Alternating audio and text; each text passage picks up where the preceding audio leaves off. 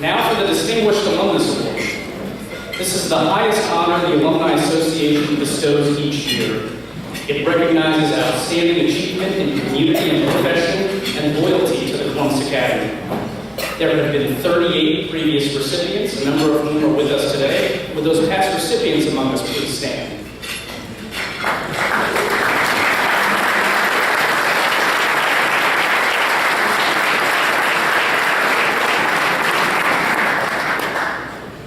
This year's recipient hails from the class of 1969.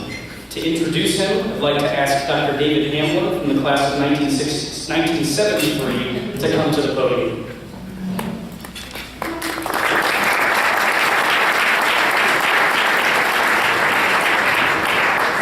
Thank you, and good afternoon, everyone. Classes are all walk in, and he looks at me and says, Dave, thank you for doing classic, just selfless. I want to obviously try and keep this brief. I think there may be 2 or 3 minutes, but as a newly promoted general officer, I kind of just take things and run over it. I have the privilege of introducing a man who proverbially needs no introduction. Charles, Chaz, Charlie, Chuck, no matter the moniker, always does a force to be reckoned with. His senior page, which we saw part of it out there, left out a little bit, depicts Charles standing over an opposing player, lying prone on the basketball court, with the caption, "Next." Obviously, there was an elbow thrown or something like that, I'm sure. Charles Walker entered the Academy in 1965, graduated in 1969. He, his brother James, and Trey Brewer were the first African Americans to matriculate. Remembering those turbulent times, you can only imagine the barriers that they faced. But he and the Academy were up to the challenge. Today's numbers reflect growth and legacy that Charles started. 30% are students of color, 11% being African American. This will have a little later relevance when Melissa comes up. Charles was a fixture at the Academy, dominating sports, member of multiple organizations, and a socialite at all the after-school fairs. What should be noted, though, Charles was not only a member of those committees, those organizations, but captain, president, and vice president of those organizations. Charles is a born leader. He was also a mentor. I was fortunate to have benefited from his mentorship. After the Academy moved to Gahanna in 1968, Charles used to give me rides to school. He lived one street over, and he would swing by in that 63 Rambler, 64 Rambler? 65, actually. 65 Rambler. Don't know how it ran, but it is. Exactly. So here is a big man on campus being shadowed by this real-life 7th grader to team practices, glee club, math club, Spanish club, you name it. And he's putting up with me. Imagine the harassment he must have done. Charles' thoughtful, kind, and caring disposition was a constant. That gave me confidence and reassurance that I could continue to succeed at Academy as well. It was because of Charles that I chose Tufts University. We were talking about the jumbos earlier. He graduated from Tufts, leaving a legacy at Tufts for all matriculants from Academy. We set a standard there. All the coaches, all Saul Gill. Do you remember that name? Yes. He had expectations of me that predated. He returned to Columbus after earning a law degree from Emory and joined Ricker Nectar. Charles just retired after serving them and the community at large very well. He's been recognized for several awards, including the Ricker Neckler Charles Walker Scholarship for Diversity and Inclusion. His work with the Academy continued as an alumni board member and eventually president of that, and a member of the Board of Trustees. And I know he served as the commencement speaker for Katie's. None of this could be accomplished without support of family, though.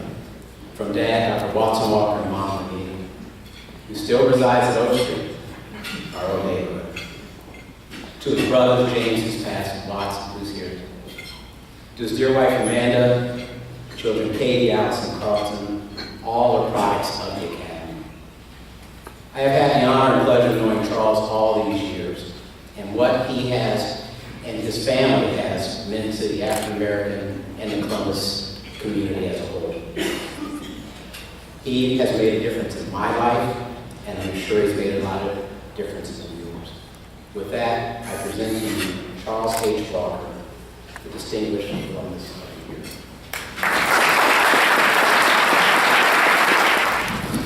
Thank you for coming. The first thing I want to do is give a shout out to the boys state champion Academy golf team. It's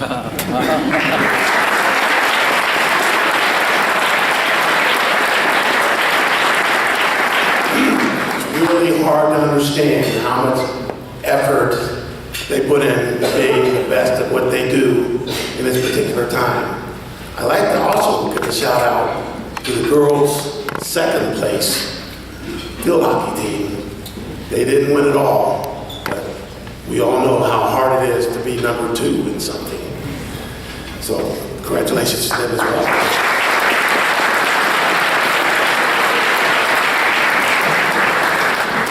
When I started at the Academy in 1965, my brother and Trey Brewer were the first African Americans to be at the school, which was an all-boys school at the time.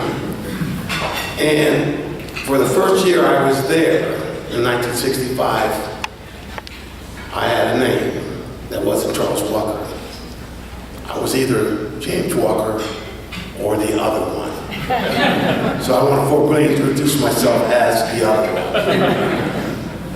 And as we proceeded through school, we came up with the same thing that you all have faced, the dreaded junior speech.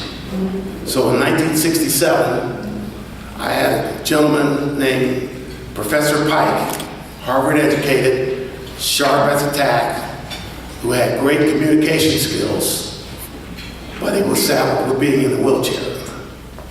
And he overcame all the physical obstacles that were placed in front of him, and he taught public speaking and all the things that went with it that were, to a 15-year-old, the huge obstacle with getting on with life at that time. Back then, there was a pecking order, and if you were fourth on a pecking order for a speech on Tuesday morning before the assembly at the Academy, if someone got sick or was unable to give their speech that day, he would call you up on Monday night and say, "You're on." And so you had 12 hours notice to give your speech.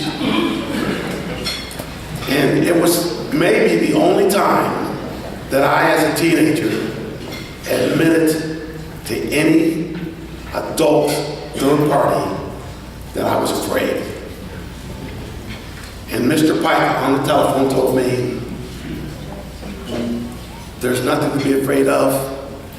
I've seen you play football at the Academy. You've run with reckless abandon in the people. It's a violent sport. I would trade sitting in this wheelchair with you at any time for that experience." And I told him at that time, I would trade all my athletic prowess that people said I had, even to be in that wheelchair, to be able to communicate that next morning to 300 of my peers, staff, and students at the Columbus Academy. He talked me through that. I made it through junior speech, and it set the foundation for the remainder of my life to today, where public speaking is a major part of my work at the firm Bricker Neckler. Public speaking, trial advocacy, and I thought I did pretty well, but it was a will-bound, Harvard-educated man at the Columbus Academy that set the stage for that, and I appreciate it. The Columbus Academy in 1965 took a chance on black students. Many of you may or may not have seen the newsreels, which reflected the turbulence for equality for minorities And at that time, it was very violent. But the academy was ahead of the curve. They made sure that we were comfortable in going to school there, that we were successful, and quite frankly, opened the door to many of the things that led to successes of minorities. Later on, we added women, which are considered a minority, and we've been able to make it comfortable for you to avail yourself of the same opportunities that were available to the rest of Columbus. I also want to give a shout out to another teacher who's retired that had a very big impact on me at the academy. A young man, single, bow-legged, who put a much different perspective on life than I ever had in the black community. St. Louis had the audacity to come to Columbus and start soccer. He's the godfather of soccer in Central Ohio, Kevin Moore.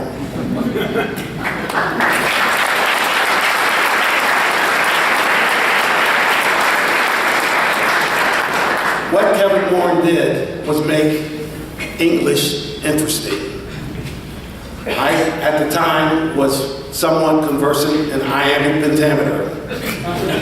He introduced us the haiku, which is to say as much in English in 17 syllables as you could. And he said, you're going to have to speak English the rest of your life, but it doesn't have a comparison of how other people do it. And at the same time, what was interesting about Mr. Moore was that he took every vacation and found out how the other half lived. He went on trips all over the world on the county budget. And when we were seniors, he took us, a group of academy students, to Isla Mujeres, which is the Yucatan Peninsula. It was not developed. It was crystal blue water. But you found out how the other half lived.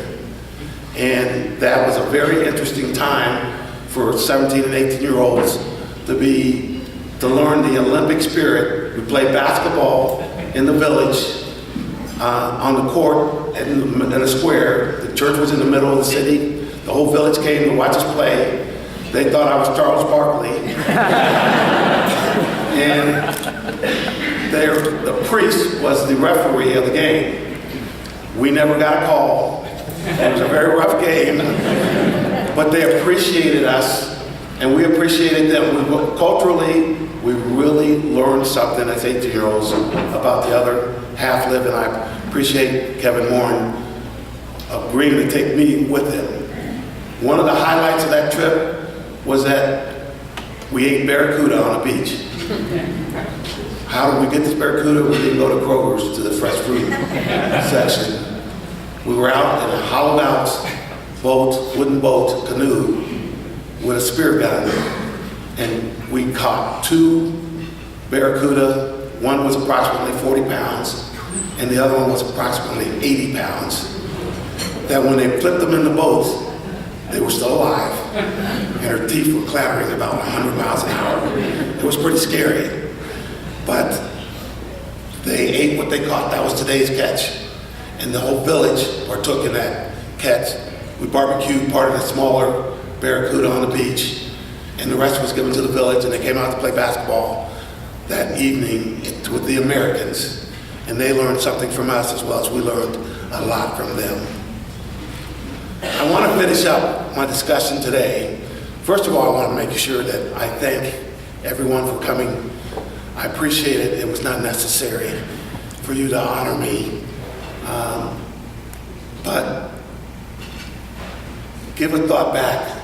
Who here knows what the motto of the school is? Quest of the Best. Started in 1911. It's 2015 approximately. It's endured that long. But what does the Quest of the Best mean? Does it mean the best students, the best professors, the best education, the best athletes, the best students, black students now that we have diversity, the best female students because now we have females? Or maybe it's all of the above, not just one of them. And what's important to know is to be a student, a particular student that are seniors now, you need to be well-rounded. What does well-rounded mean? Doesn't mean that I'm better than you. It's that you need to look at each other in the senior class and say, I'm just as good as you. I came through in a class of 42 in 1969. One member of my class developed the technology for the stealth bomber for the U.S. military. He has the trademark on it. Another member of my class was a Pulitzer Prize winner in literature. Another member of my class was the chief executive officer of the Levi Strauss Company for the jeans that you wear every day. Another member of my class was the head of a fledgling company back then, after college, known as USA Channel on the cable channels. Something that no one ever heard of before. He's now a head of a college in Massachusetts. And another one of my classmates is the chief environmental officer for the state of Virginia, all from a class of 42 at the Columbus Academy. All on a net, 69 is that what I said? Excuse me. Old hivers, that's what happens when you get old. It's really important to know how close the people are that you spend every day with, and the strength that you derive by being with them. You're not necessarily an individual. It's important to derive the strength from them and really understand how important it is for them as you move forward. Last but not least, I've always felt to be a better person, you need to give a helping hand when necessary. There are times that you will need a helping hand. As with today, I need a helping hand. You never know when you need it, but it's available. And that's the Academy tradition. And it's important that you realize that you are growing up in your formative years with the movers and shakers of Columbus, but you can move and shake in other places other than Columbus, as I just indicated. And with that, you have a greater burden that you're now in quest of leadership and in quest of the best person that you can be. So I thank you. I wish you all and your family a happy and safe holidays. And always, go Vikes.